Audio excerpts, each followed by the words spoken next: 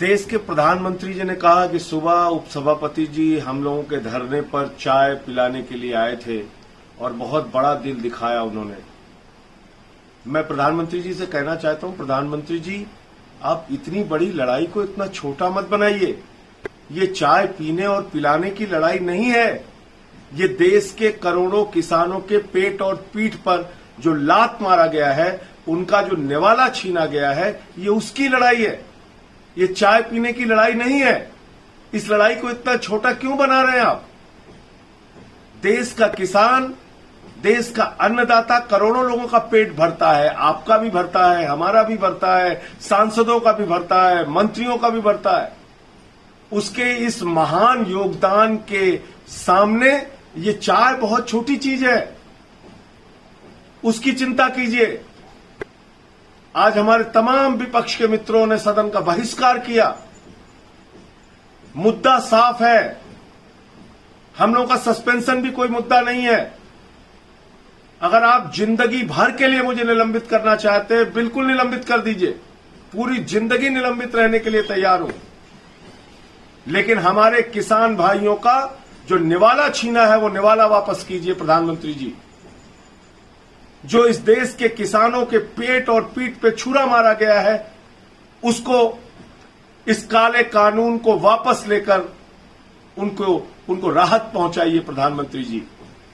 ये काला कानून बगैर वोटिंग के जबरन, अलोकतांत्रिक, असंवैधानिक तरीके से जो पारित किया गया है, लोकतंत्र की मर्यादा को, संसद की मर्यादा को जो शर्मिंदा किया गया है, उसको वापस कीजिए प्रधानमंत्री जी।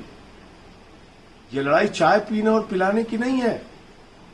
देश के करोड़ों किसानों की लड़ाई को आप एक छोटी सी चाय पिला के निपटा रहे हैं।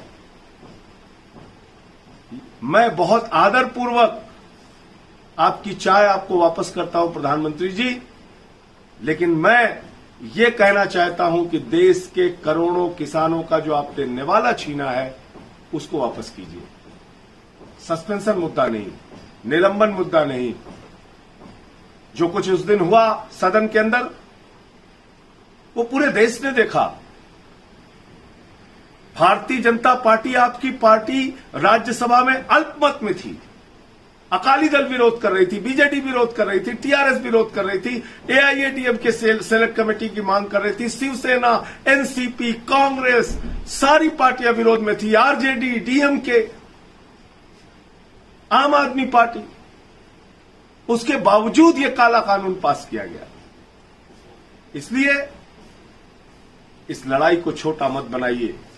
ये इस देश के करोड़ों किसानों को धोखा देने का काम आपकी सरकार ने किया है। आप कहते हैं एमएसपी देंगे प्रधानमंत्री जी, आप 2014 का अपना भाषण भूल गए? आपको याद नहीं आपने क्या कहा था चुनाव के पहले? 1 साल के अंदर फसल की लागत मूल्य का 1.5 गुना दाम किसानों को दिया जाएगा। 50% मुनाफे के साथ फसल की कीमत दी जाएगी। लेकिन आपकी सरकार ने शपथ पत्र देकर सुप्रीम कोर्ट में कहा कि हम 50% मुनाफा नहीं देंगे। कितना धोखा दोगे किसानों को? कितनी बार उनकी पीठ में छुरा मारोगे प्रधानमंत्री जी? पूरे देश को आपको जवाब देना होगा। आज पूरे देश का किसान आंदोलित है, वो चाहे पंजाब का हो, हरियाणा का हो, उत्तर प्रदेश का हो, बिहार का हो। आपने एमएसपी खत्म कर दी। कानून में एक शब्द दिखाइए कहां आपने एमएसपी लिखा है। कोई व्यापारी अगर न्यूनतम समर्थन मूल्य से, कोई पूंजीपति अगर न्यूनतम समर्थन मूल्य एमएसपी से कम में किसान से खरीद करेगा, तो वो किसान कहां गुहार लगाने जाएगा? कौन सा न्यायालय उसकी बात सुनेगा अगर आपने बिल में, कानून में लिखा ही नहीं है एमएसपी के बारे में? एक शब्द नहीं लिखा तीनों बिल में। तो इसलिए मैं फिर दोहरा रहा हूं और विपक्ष के मित्रों को भी कह रहा हूं, हम लोगों का निलंबन कोई मुद्दा नहीं है। ये काला कानून जो बिना वोटिंग के पास किया गया है, उसको वापस लिया जाए और किसानों को राहत पहुंचाई जाए। जय हिंद, इंकलाब जिंदाबाद।